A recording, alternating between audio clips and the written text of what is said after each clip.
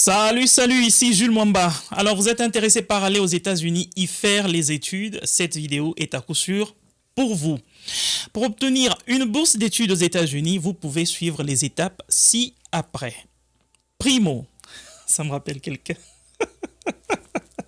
Premièrement, recherchez les bourses d'études. Explorez les sites web des universités américaines, des organisations gouvernementales et privées qui offrent des bourses d'études aux étudiants étrangers. Donc, il faut le vouloir. Comme je l'ai dit toujours, il faut commencer par vouloir vraiment et y mettre un peu de temps.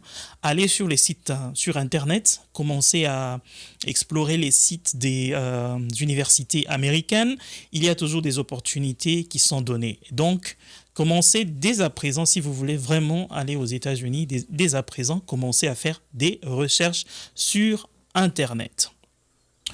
Deuxièmement, vérifiez les critères d'éligibilité. Assurez-vous de lire attentivement, les critères d'éligibilité de chaque bourse pour voir si vous répondez aux exigences spécifiques.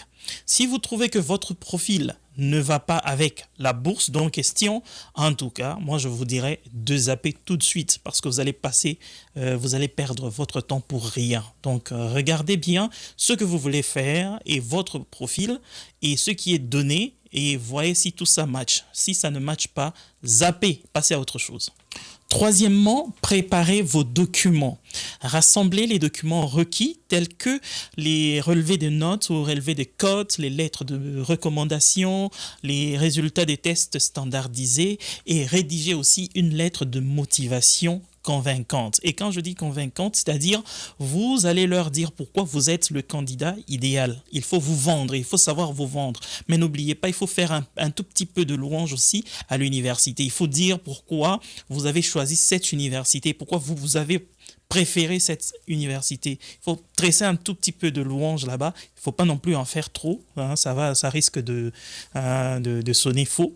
Alors, on risque de ne pas vous prendre. Alors, il faut toujours faire un tout petit peu. Il faut toujours faire la balance. Hein? Il faut toujours faire la balance. Vous tressez un tout petit peu de louange, mais vous restez aussi la tête haute. Il ne faut pas venir là en mendiant. Voilà. Donc, vendez-vous, mais ne descendez pas trop bas. Voilà. Quatrièmement, postulez à plusieurs bourses. N'hésitez pas à postuler à plusieurs bourses pour augmenter vos chances de recevoir une offre. Assurez-vous de respecter les délais de candidature aussi. Voilà, donc il faut multiplier les chances. Hein. Donc, il faut maximiser vos chances en postulant à plusieurs bourses. Mais tenez aussi à ce que ces bourses-là puissent répondre à votre profil. Il ne faut pas que vous êtes agronome et vous postulez à une bourse d'études en pharmacie, je ne sais pas moi en quoi, qui est contraire à l'agronomie. Vous voyez, il faut toujours rester dans votre champ. Hein. Il y a des sciences connexes à votre profil. Vous pouvez toujours essayer aussi là. Il y a des spécialisations, il y a beaucoup de choses à faire. Donc, il faut s'informer, comme je l'ai dit.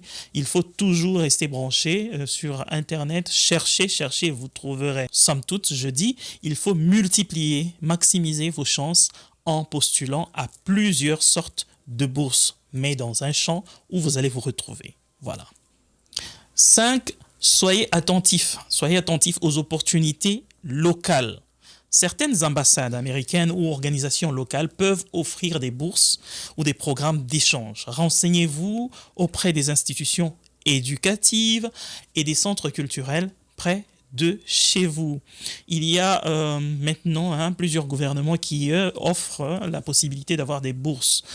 Voilà, donc localement, il faut aussi vous informer, il faut vous intéresser, il faut vous abonner aux chaînes YouTube de l'ambassade américaine, par exemple. Ils ont des blogs, ils ont des sites web, il faut aller là-dedans. Ils ont des activités qu'ils font, des activités culturelles. Allez-y, laissez vos empreintes quelque part. Allez.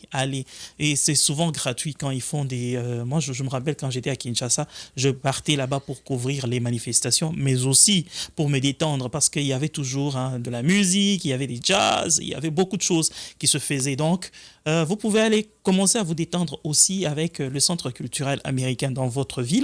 facile. Informez-vous aussi à votre ambassade. Il y a toujours des activités gratos où vous allez partir, laisser votre nom quelque part. Et lisez aussi les journaux, lisez leurs documents, ils donnent toujours des flyers comme ça. Et puis, il y a des comptes maintenant sur les réseaux sociaux, allez-y. YouTube, Facebook, TikTok. Je ne pense pas que le gouvernement américain utilise TikTok, mais je vais dire tous les autres réseaux, allez-y et abonnez-vous et restez branchés. Sixièmement, envisagez des prêts étudiants. Si vous ne parvenez pas à obtenir une bourse d'études, vous pouvez explorer d'autres options comme le prêt étudiant pour financer vos études aux États-Unis. Alors, c'est d'ailleurs la coutume ici aux États-Unis. Les gens, la plupart de ceux qui vont à l'université n'ont pas l'argent nécessaire pour payer tout de suite leurs études. Ce qu'ils font, c'est quoi? Ils prennent des prêts comme ça et ils vont commencer à rembourser après l'université. Quand ils vont commencer à travailler, le gouvernement va commencer à soutirer l'argent qu'ils vous avaient prêté. Alors, vous pouvez aussi utiliser ça, cette astuce-là, même en dehors des États-Unis, pour venir aux États-Unis et travailler et plutôt faire vos études. Vous pouvez demander ce prêt-là. Il faut toujours s'informer. Aujourd'hui, la connaissance est libéralisée, comme je l'ai dit. La connaissance est démocratisée. Vous voulez avoir des informations là-dessus, allez sur Internet, vous allez trouver. Voilà, aujourd'hui, nous avons un téléphone. Si vous n'en avez pas, il y a toujours un membre de famille qui a un téléphone portable. Donc, l'Internet est à bout du nez. Alors, allez-y et cherchez, prenez cet outil et du bon côté, quoi. Et cherchez l'information, comment trouver un prêt pour commencer les études. Vous allez trouver ces informations-là. Cependant, il ne faut pas oublier que le processus de demande des bourses d'études pour les États-Unis peut prendre du temps et nécessite une planification précoce. Commencez dès maintenant. Renseignez-vous auprès des différentes sources de financement et suivez les instructions spécifiques de chaque bourse pour maximiser vos chances de réussite. Voilà qui est dit. Ciao, ciao!